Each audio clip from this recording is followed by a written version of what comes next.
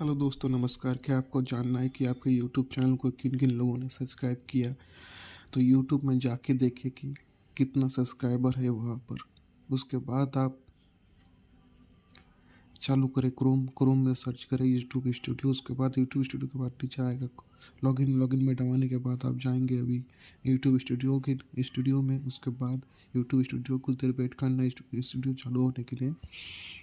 उसके बाद आप नीचे देखेंगे कि सब्सक्राइब पे जाने के बाद सी ऑल में दबाएं। सी ऑल में दबाने के बाद आपको नीचे में दिखा रहेगा,